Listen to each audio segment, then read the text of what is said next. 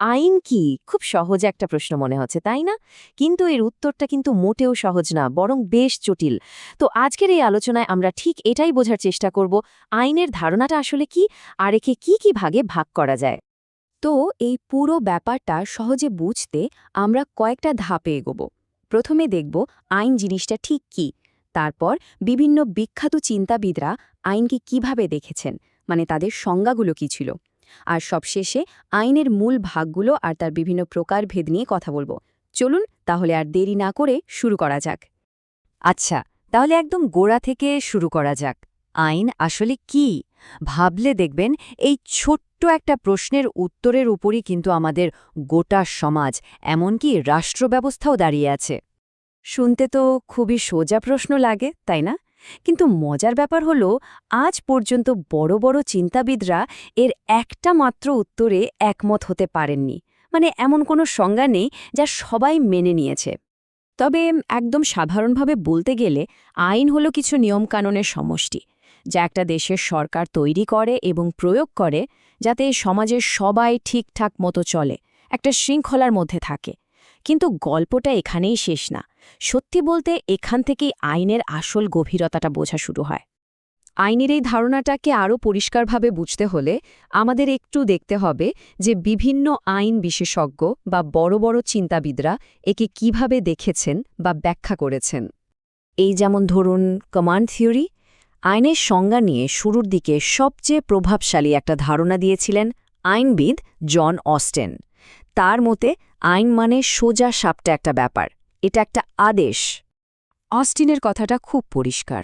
দেশের যিনি শাসক বা সার্বভৌম কর্তৃপক্ষ, তিনি যা আদেশ করবেন সেটাই আইন। আর কেউ যদি সেই আইন না মানে, তাহলে তার জন্য শাস্তি পেতে হবে। সিম্পল। কিন্তু সবাই কি অস্টিনের এই কথার সাথে একমত ছিলেন? না, একদমই না। স্যালমন্ডের মতো আরও অনেক চিন্তাবিদ ছিলেন যারা মনে করতেন আইন শুধু শাসকের ক্ষমতা দেখানোর জিনিস না, আইনের আসল উদ্দেশ্য হওয়া উচিত ন্যায় বিচার প্রতিষ্ঠা করা। স্যালমেন্ডের সংজ্ঞাটা ছিল এরকম: ন্যায় বিচার প্রশাসনে রাষ্ট্র যেসব নীতিমালাকে স্বীকৃতি দেয় এবং প্রয়োগ করে, সেটাই হলো আইন। দেখুন, এই সংজ্ঞাটা কিন্তু একটা খুব গুরুত্বপূর্ণ দিকে ইঙ্গিত করছে। সেটা হলো, আইন শুধু কিছু শুকনো নিয়মকানুন না, বরং এটা ন্যায় বিচার নিশ্চিত করার একটা শক্তিশালী মাধ্যম। তো এতগুলো সংজ্ঞা দেখে একটা জিনিস পরিষ্কার, তাই না? আইন আসলে একটা বিশাল ব্যাপার, কোনো একটা একক জিনিস না। আর এই বিশাল জিনিসটাকে ঠিকমতো বুঝতে হলে একে আমাদের ছোট ছোট ভাগে ভাগ করে দেখতে হবে। আসলে এই ভাগগুলো করার কারণ হল, এতে পুরো বিষয়টা পরিষ্কার হয়ে যায়। আমরা বুঝতে পারি কোন আইনের উদ্দেশ্য কি, আর কোন পরিস্থিতিতে কোন নিয়মটা কাজে লাগবে। এটা অনেকটা একটা বড় লাইব্রেরির বইগুলোকে বিষয় অনুযায়ী সাজিয়ে রাখার মতো। চলুন তাহলে আইনের প্রধান ভাগগুলো কি সেটা একটু দেখি। আইনকে প্রথমত এবং সবচেয়ে বড় যে দুটো ভাগে ভাগ করা হয়, সেগুলো হলো, প্রথম ভাগটা হলো জাতীয় আইন বনাম আন্তর্জাতিক আইন। জাতীয় আইন নাম শুনেই বোঝা যাচ্ছে এটা একটা দেশের ভেতরের আইন, মানে ওই দেশের নাগরিক এবং প্রতিষ্ঠানগুলোকে এই আইন মেনে চলতে হয়।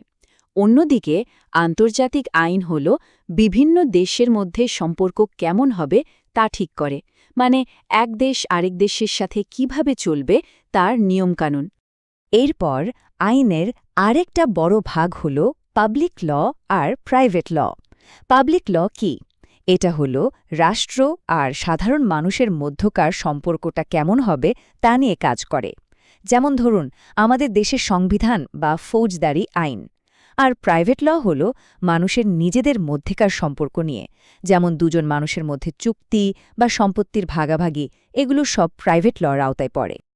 তো আইনের এই প্রধান শাখাগুলো তো বোঝা গেল। এখন চলুন আরও কয়েক ধরনের আইনের কথা জেনে নিই, যেগুলো আমাদের দৈনন্দিন জীবনে সরাসরি প্রভাব ফেলে। যেমন সাংবিধানিক আইন। এটা হলো একটা দেশের একেবারে মূল আইন, বলতে পারেন একটা মাস্টার প্ল্যান। এই আইনে লেখা থাকে দেশটা কিভাবে চলবে, সরকারের ক্ষমতা কতটুকু থাকবে, আর দেশের নাগরিকদের কি অধিকার থাকবে। এরপর আছে প্রশাসনিক আইন। সরকারে তো অনেক দফতর, অনেক সংস্থা আছে, তাই না? এই প্রশাসনিক আইন নিশ্চিত করে যে এই সব সরকারি সংস্থাগুলো তাদের নিজেদের ক্ষমতার মধ্যে থেকে আইন মেনে ন্যায্যভাবে কাজ করছে। তবে একটা মজার ব্যাপার আছে, সব আইনই কিন্তু সরকার বা সংসদ তৈরি করে না। কিছু আইন আছে যা আমাদের সমাজের দীর্ঘদিনের প্রথা বা রীতিনীতি থেকে তৈরি হয়। এই যেমন প্রথাগত আইন, বছরের পর বছর ধরে চলে আসা কোনো রীতি যখন সমাজের সবাই মেনে চলে, তখন এক সময় সেটাই আইনের মতো স্বীকৃতি পেয়ে যায়। আরেক ধরনের আইন হল কমন ল। এখানে আইন তৈরি হয় আইনসভা বা সংসদে নয়, বরং আদালতে। মানে বিচারকরা যখন কোনো মামলার রায় দেন, সেই রায়টা পরবর্তী একই ধরনের মামলার জন্য একটা উদাহরণ বা নজির হয়ে যায়। এভাবেই বিচারকদের রায়ের মাধ্যমে আইন বিকশিত হতে থাকে।